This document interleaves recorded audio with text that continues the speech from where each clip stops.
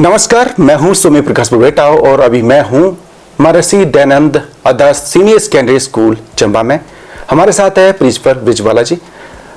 चूंकि आगामी दिनों में एडमिशन की प्रक्रिया शुरू होने वाली है, इससे पहले हम टो लेने पहुंचे हैं कि मठ स्कूल में क्या कुछ चल रहा है। पहले तो मैम स्वागत है आपका जी। धन्यवाद जी।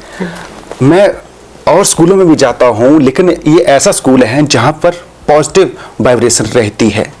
बस वहीं से शुरुआत करते हैं पॉजिटिव चीज़ों से। मठ स्कूल जो है वो स्वामी सुमेधानंद जी की तपस्थली रही है और उन्होंने यहाँ पर बहुत बड़े बड़े यज्ञ हवन किए और इससे जो है वो यहाँ का वातावरण अपने आप में ही पॉजिटिव है और यही कारण है कि यहाँ के बच्चों में भी पॉजिटिव एनर्जी है और स्टाफ में भी पॉजिटिव एनर्जी है।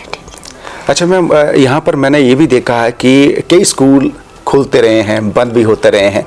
ये ऐसा स्कूल है जहाँ पर निरंतर बच्चे भी बढ़ रहे हैं और माहौल भी अच्छा रहा है और यहाँ पर आने को बच्चे के साथ साथ पेरेंट्स उत्सुक रहते हैं कि मेरा बच्चा स्कूल में पढ़ना चाहिए। इस तरह के माहौल को लेकर आप थोड़ा सा बताएं। यहाँ पर जो है विद्यालय की जो 3 मूल मंत्र है वो है कड़ा अनुशासन, गुणवत्तापूर्ण शिक्षा और बच्चों के संस्कार। ये 3 ऐसे कारण हैं जिनसे जो है जो आज के समय वर्तमान समय में बहुत कम विद्यालयों में देखने को मिलते हैं और यही कारण है कि जो माता पिता है वो यहाँ पर बच्चों को भेजने के लिए ज़्यादा उत्सुक रहते हैं। अच्छा मैम, वर्तमान में संख्या कितनी है? मुझे लगता है कि थोड़ा सा ये भी जिक्र होना चाहिए। वर्तमान में विद्यालय के अंदर 670 बच्चे पढ़ रहे हैं। अच्छा, ऐसे पहले माइंड में ये रहता है कि दयानंद मठ उच्च विद्यालय था, अब तो सीनियर सेकेंडरी स्कूल बन चुका है। तो कौन कौन से स्ट्रीम यहाँ पर पढ़ने को मिल सकते हैं बच्चों को? अभी थोड़ा सा सीनियर सेकेंडरी जो है हमने 2017 से शुरू किया और यहाँ पर कॉमर्स है, आर्ट्स है और विज्ञान के दोनों हैं, मेडिकल और नॉन मेडिकल दोनों संकाय यहाँ पर उपलब्ध हैं। तो इस प्रकार से जो है वो सीनियर विंग जो है हमारा कंप्लीट है, जहाँ पर आपको सभी स्ट्रीम्स मिल सकते हैं।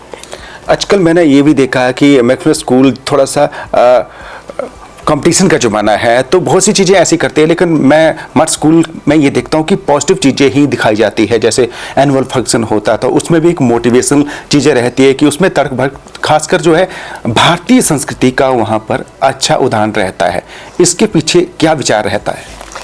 देखिए जो है वो आजकल का जो ज़माना है वो चकाचौंध की तरफ बढ़ रहा है और हम अपने जो जड़ें हैं उनसे छूटते जा रहे हैं और शिक्षा के मूल उद्देश्यों को भूलते जा रहे हैं। और परंतु स्वामी जी की मोटिवेशन के कारण हम सभी यहाँ पर बच्चों के अंदर जो संस्कार हमने कहा कि आपने भारतीय संस्कृति से जुड़ना है और हमारे जो एनुअल फंक्शन होते हैं या विद्यालय के कोई भी कार्यक्रम है उन सब में हम इसकी झलक जरूर देते हैं और बच्चों में भी यही संस्कार भरने की कोशिश करते हैं कि भारत का जो मूल है वो क्या है, जो चकाचौंध है उससे दूर। हाँ, ये ठीक है कि कंपटीशन का ज़माना है तो आधुनिक शिक्षा भी ज़रूरी है, तो आधुनिक शिक्षा के साथ साथ हमें अपने जड़ों से रहना भी ज़रूरी है। मैम, आधुनिकता का आपने जिक्र किया है, तो स्मार्ट क्लासेस लगती होंगी और इस तरह से कुछ नया एक्सपेरिमेंट भी इस विद्यालय में हुआ है, वो भी थोड़ा सा जानकारी दे दीजिए। हाँ जी, देखिए हमारे विद्यालय के अंदर हम जो है बच्चे को शारीरिक, मानसिक और अनुशासनात्मक हर तरीके से पूरा मांझने की कोशिश करते हैं। इसके अंतर्गत मैंने आपको शुरुआत में बताया कि यज्ञ हवन से हमारी प्रक्रिया शुरू होती है। सप्ताह में 2 बार हवन होता है और हवन हर बच्चे के लिए कंपलसरी है। उसके बाद शारीरिक शिक्षा के अंतर्गत हम खेलों का पीरियड लगाते हैं। हमारे पास में 2 पीटीआई हैं, लड़कियों के लिए अलग, लड़कों के लिए अलग। खेलों को प्रोत्साहित करते हैं और इसी का नतीजा ये है कि इसी साल हमने सरकारी स्कूलों के साथ में कंपटीशन के अंदर हमने अपना एक बच्चा नेशनल लेवल के लिए भेजा। साथ साथ हमने कराटे की क्लासेस शुरू की हैं और वो कराटे की क्लासेस के लिए हमने एक इंस्ट्रक्टर रखा है। सभी बच्चों को निःशुल्क जो है कराटे की क्लासेस दी जाती हैं। नर्सरी से लेकर अभी तक हम 8वीं के बच्चों को रोज़ एक पीरियड जो है वो कराटे का दे रहे हैं। साथ साथ योग भी यहाँ पर है। पीटीआई सर जो है वो योग में बहुत पारंगत है, नेशनल लेवल के हैं वो, तो वो योग में भी पारंगत करते हैं। बच्चे हमारे योग में भी नेशनल लेवल तक जा चुके हैं। इसके साथ ही हम अब आने वाले समय में हमारी कोशिश है कि हम कुछ ऐसे लीग से हटके खेल, जैसे बॉक्सिंग हो गया, कुश्ती हो गई, या जो है शूटिंग हो गई, शतरंज, इसके अंदर जो है वो हमारे बच्चे जो हैं वो पार्टिसिपेट करें और समाज में अपना नाम बनाएं। शतरंज की बात करेंगे तो यहाँ पर जो है वो चेस के अंदर भी हमारी 2 बेटियाँ जो हैं वो नेशनल लेवल तक जा चुकी हैं। इसी वर्ष गई थी, वो पिछले वर्ष भी गई थी नेशनल लेवल के लिए। तो चेस की तरफ भी हमारा अब ज़्यादा झुकाव हो रहा है कि हम बच्चों को उस तरफ भी मोटिवेट करें। इन सब चीज़ों से क्या है कि बच्चे जो है पढ़ने के साथ साथ उनका मानसिक विकास बहुत ज़्यादा होता है। ये जो सारी चीज़ें, जो ये एक्स्ट्रा करिकुलर एक्टिविटी हैं, ये बच्चे को पढ़ने में बूस्ट करती हैं और उसके अंदर आत्मविश्वास बढ़ाती हैं। और आपको पता ही है आजकल इन सब बातों का वो जो है आगे उसके भविष्य पर बहुत पॉजिटिव इफेक्ट होता है। जैसा कि आपने जिक्र किया मैम ने, ये जो चीज़ें आप सुन रहे हैं, आपकी माइंड में पहले आएगा कि खेलकूद प्रतियोगिताएं, शतरंज प्रतियोगिताएं हैं, बॉक्सिंग प्रतियोगिताएं, और मैक्सिमम स्कूल ऐसे हैं चंबा जिले में जहां पर ग्राउंड भी नहीं है।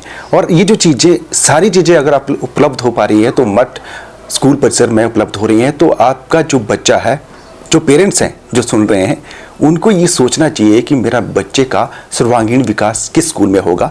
हम ये नहीं कहते हैं कि आप यहीं एडमिशन करिए, लेकिन आपको एक बार इस स्कूल का विजिट जरूर करना चाहिए ताकि आपके बच्चे का भविष्य संवर सके। अच्छा मैम, मैंने ये भी सुना है कि आपके स्कूल में जो असहाय होते हैं, जो खासकर किसी हादसे में पेरेंट्स जिनके गुजर जाते हैं, तो उन बच्चों को लेकर भी यहाँ पर कुछ चल रहा है, उनको फ्री में पढ़ाने की प्रक्रिया रहती है। तो थोड़ा सा मुझे लगता है ये जिक्र इसलिए किया जा रहा है क्योंकि कई स्कूल कागजों में करते हैं ऐसा, लेकिन ये कागजों में नहीं होता है, यहाँ पर प्रैक्टिकल होता है। वो भी थोड़ा सा जानकारी। हाँ जी, मैं इस विषय में भी आपसे खुलकर बात करना चाहूँगी कि हमारे पास में बहुत सारे ऐसे बच्चे हैं अनाथ हैं, और सपोज़ वो पढ़ ही रहा है, उसके माता पिता उसके साथ हैं, परंतु कभी कोई मिसहैप हो जाती है, मान लो उसका पिता किसी गंभीर बीमारी का शिकार हो जाता है, और वो पहले तो फीस दे रहा था पर अब वो देने में असमर्थ हैं, और वो ये डिमांड करते हैं कि हम बच्चे को निकाल लेते हैं। तो हम उसे सांत्वना देते हैं और हम उसका साथ देते हैं कि आप बच्चे को मत निकालो, हमने आपके बच्चे को लिया है तो हम इसकी पढ़ाई पूरी करके ही यहाँ से भेजेंगे इसे। और इस प्रकार से हमारे पास में बहुत से ऐसे बच्चे हैं। अभी वर्तमान में ही भरमौर में जो एक्सीडेंट हुआ था, तो वो अनाथ हो गया है बच्चा, तो उसके घर के सदस्यों का भी यही था कि अब ले जाते हैं इसे वापस। हमने उसे रोक लिया है कि हम इसकी +2 करवा के भेजेंगे। ऐसे ही बहुत सारे ऐसे बच्चे हैं, माता पिता जैसे मान लो वो कमाने का एक ही साधन है और वो कैंसर हो गया है उसको, या एक्सीडेंट में उसको कोई लॉस हुआ है, तो हमारा ये पूरा सहयोग उनके परिवार को रहता है और हम उनको निःशुल्क शिक्षा देते हैं। इसके साथ ही हमारे पास में बहुत से ऐसे बच्चे हैं जो BPL फैमिली के हैं, और सरकार की स्कीम तो है ही, परंतु सरकार हमें फंड्स दे ना दे, परंतु हमने बहुत सारे ऐसे कम से कम 20 से 25 बच्चे ऐसे हैं जो निःशुल्क पढ़ रहे हैं, उनकी ट्यूशन फीस बिल्कुल माफ़ है। तो एक, क्योंकि ये संस्था है हमेशा समाज सेवा में लगी रहती है, और हमारा ये प्रयास रहता है कि हम जो है हमारे से साथ में जो बच्चा जुड़ा है वो आर्थिक कारणों से विद्यालय ना छोड़े, और हमसे जितना बन पड़ेगा हम उसकी मदद करेंगे, चाहे वो बुक्स देनी हो या कोई और मदद उसको चाहिए तो वो हम पूरी करके और बच्चे की पढ़ाई पूरी करके ही विद्यालय से रवाना करेंगे उसे। अच्छा मैम, आपने ये जिक्र कर रहे हैं स्कूल की व्यवस्था को लेकर, जब टीचर का जिक्र होता है तो लोगों को लगता है कि ये हम जिस विद्यालय में अपने बच्चे को पढ़ा रहे हैं उस टीचर की योग्यता क्या है, तो उस पर प्रश्न चिन्ह लगते रहे हैं। तो मैं वो भी पूछना चाहूँगा क्योंकि मुझे लगता है कि एक पारदर्शिता तरीके से विद्यालय की छवि भी सामने आनी चाहिए। यहाँ पर हमारा हर संभव प्रयास होता है कि स्टाफ पूरा हो, साथ ही वो विषयों में पारंगत भी हो, उसकी शैक्षणिक योग्यताएं पूरी हो, और जो जिस विषय में वो पारंगत है उसे वही विषय पढ़ाने के लिए दिया जाए। तो कंप्यूटर है तो वो कंप्यूटर में उसकी शैक्षणिक योग्यता पूरी हो, यदि वो TGT है तो टेट पास हो और वो पूरे नॉर्म पूरा करता हो, और साथ ही यदि अनुभवी है तो बहुत ही अच्छी बात है। और मेरा तो स्वयं का ऐसा प्रयास रहता है कि जो जितना नए बच्चों को सिखाया जाए और कक्षा में भेजा जाए, तो उसके लिए हम उनके छोटे छोटे ट्रेनिंग सेशन भी करते रहते हैं। बाहर से भी कोई हमें गाइड करने वाला मिले तो उसकी भी हम एक स्पेशल ट्रेनिंग सेशन लगाते हैं, ताकि टीचर जो है वो बच्चों के साथ जुड़े। और बच्चे सभी होशियार नहीं होते, हर कक्षा में कुछ बहुत कमज़ोर बच्चे भी होते हैं, और विद्यालय का यही एफर्ट होना चाहिए कि पढ़ाई तो सब जो होशियार बच्चा है वो तो कर ही लेता है, परंतु उस कमज़ोर बच्चे को कैसे ऊपर लाया जाए, तो जो है वो हमारा एक ज़्यादा फोकस रहता है। कि जो आप समाज में भी हमारा एक नाम है कि हम कमज़ोर बच्चों पर ज़्यादा ध्यान देते हैं, और यहाँ पर यही कारण है कि हम जो है इतनी उस पर मेहनत की जाती है कि वो बोर्ड क्लासेस के अंदर प्रथम श्रेणी में उत्तीर्ण होकर यहाँ से जाता है। माता पिता भी संतुष्ट होते हैं तो हमें भी बहुत अच्छा लगता है। तो विद्यालय की यही कोशिश रहती है कि कमज़ोर बच्चे, मीडियोकर बच्चों पर ज़्यादा जोर दिया जाए, और शिक्षक को भी यही प्रेरित किया जाता है कि वो अंतिम पंक्ति में बैठे हुए बच्चे पर ज़्यादा गौर करें। जो पढ़ने में होशियार है तो पढ़ ही लेगा, परंतु यदि आपका पढ़ाना तब सफल है जब जो बच्चा नीचे है और उसको आप ऊपर लेकर आए, तो इतनी मेहनत उसके साथ करें। अच्छा, गलती माफ नहीं होती है टीचर की भी, सुना है हमने, तो वो भी जिक्र हो जाए थोड़ा। देखिए जो है वो जो कई बार ये हम बड़ी आशाओं से शिक्षक को रखते हैं, परंतु यदि वो हमारी आशाओं के अनुरूप नहीं खरा उतरता है तो फिर हम उसे रवाना भी कर देते हैं। रवाना करने से मतलब उसे कहते हैं कि आप तैयार हो, अभी आप में इतनी कुशलता नहीं आई है कि आप जो है वो बच्चों के साथ जुड़ सके, आप बच्चों की जो भावनाएं हैं उनको समझ सकें, उनके अनुरूप जो वो चाहते हैं, वो जो डिज़र्व करते हैं वो आप दे सके। अभी इतनी योग्यता हर एक में नहीं भी होती है, कई बारी कुछ सीख जाते हैं, थोड़े समय में ही सीख लेते हैं, परंतु जो असफल रहते हैं तो हम फिर उनके साथ आगे नहीं चलते हैं, और हम फिर नए व्यक्ति को जोड़ते हैं ताकि वो बच्चों को बहुत अच्छी पढ़ाई दे, जिसके कारण उसको रखा गया है। वो जो वो अपनी ड्यूटी पूरी नहीं करेगा तो फिर उसकी ड्यूटीज़ का क्या मतलब रह जाता है। मैम, आजकल चिट्टा काफ़ी हावी हो रहा है, तो आपके विद्यालय परिसर में ऐसी क्या चेक रहता है ताकि बच्चा इस तरह से अलग रहे और उसको छू ना सके उस चीज़ को?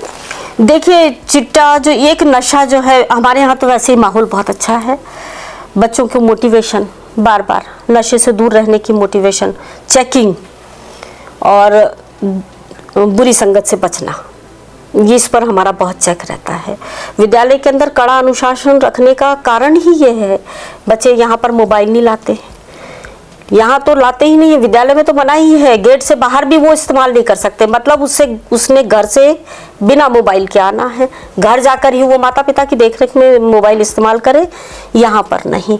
फिर बंक नहीं मार सकता वो बच्चा, क्योंकि यहाँ तो असंभव है बंक मारना। यदि वो विद्यार्थी एक दिन भी अनुपस्थित है बड़ी क्लासेस के अंदर, तो हमारी ये प्रैक्टिस है कि यदि वो एक दिन भी एब्सेंट है तो उसी वक्त तुरंत 9:30 बजे तक उसके घर फ़ोन चला जाएगा कि वो आया, क्यों नहीं आया, आपकी मतलब सहमति से वो घर में बैठा है या कहीं बाहर तो नहीं घूम रहा। तो ये जो कुछ ऐसी बातें हैं जो बच्चों को नशे से दूर करती हैं और बुरी संगत से भी दूर करती हैं, ताकि वो जब बंक ही नहीं मारेगा तो और घर से सीधे विद्यालय आएगा और विद्यालय से सीधे घर जाएगा। हमें तो बाहर भी अपने बच्चे का, या हम विद्यालय तक ही सीमित नहीं है, वो बाहर निकल के भी क्या करता है उस पर भी हमारी आंखें होती हैं। यदि वो घर लेट पहुंचा है तो यहाँ उससे दूसरे दिन प्रश्न पूछा जाता है, और माता पिता से को जो है वो हम जरा अपने कॉन्फिडेंस में लेके फिर उसका ट्रीटमेंट भी होता है यहाँ पर। तो ये छोटी छोटी सी बातें हैं जो बच्चों को घेरती हैं और फिर बच्चे बुराई की तरफ नहीं जाते। मैम ने बहुत अच्छी बात कही है। हम जब छोटे छोटे हुआ करते थे तो बाहर अगर कहीं दिख जाए तो हमको लगता है कि मास्टर जी ने देख लिया तो पक्का आज क्लास लेगी, तो वैसे ही चेक रहता है। मठ स्कूल में आपका अगर बच्चा पढ़ रहा है तो आप ये सोचिए कि ये मठ स्कूल का बच्चा है, आपका बच्चा तो है ही, लेकिन मठ स्कूल का बच्चा बन जाता है और देश का भविष्य सुरक्षित यहाँ पर जिस तरह से पढ़ाई का माहौल है। इसलिए आपको अपने हिसाब से सोच रखनी है। हम ये दबाव नहीं डालते कि यहीं पर पढ़िए, लेकिन जिस तरह का यहाँ पर जिक्र हो रहा है और जिस तरह का माहौल है, आपको एक बार यहाँ पर जरूर विजिट करना चाहिए। एंड में मैम आपकी तरफ से एक मैसेज संक्षिप्त और बच्चों को, पेरेंट्स को और टीचर्स को, क्योंकि आपका मैसेज महत्वपूर्ण है। देखिए, मैं तो पेरेंट्स के लिए, ज़्यादा अभिभावकों के लिए कहना चाहूँगी कि जो अभी समाज की दिशा है, भटकाव की दिशा, उसको समझें और आप निर्णय लें कि आपको के बच्चे को सही माहौल, सही शिक्षा और उसके भविष्य की तैयारी जहाँ मिलेगी, आप उस संस्थान से जुड़ें। शिक्षकों के लिए मेरा मैसेज ये रहेगा कि अपने काम के प्रति ईमानदार रहें, उसमें टालम टोल ना करें। जो शिक्षक का वास्तविक उद्देश्य है कि बच्चों को सही शिक्षा देना, शिक्षा के साथ साथ नीति भी सिखाना, संस्कार भी देना, तो वो भी एक शिक्षक का कर्तव्य है कि वो बच्चों तक दे, जो कि अभी छूट रहा है। परंतु हमारे यहाँ जितने भी शिक्षक हैं, मैं उनको सबको इसी दिशा में लेकर जाती हूँ। ये तो गारंटी है हमारी कि हाँ, यहाँ पर जो शिक्षक होंगे वो वास्तव में दिल से बच्चों के साथ जुड़ेंगे और वास्तव में उन्हें शिक्षा के साथ साथ एक अच्छा इंसान बनाने का भी काम करेंगे। और बच्चों के लिए तो मेरा यही है कि आप घबराएं ना, पढ़ाई को एक बोझ ना समझें। जैसे शिक्षक आनंदित होकर पढ़ाता है, उसी आनंद से आप शिक्षा ग्रहण करें तो आपका जीवन सफल रहेगा। धन्यवाद मैम।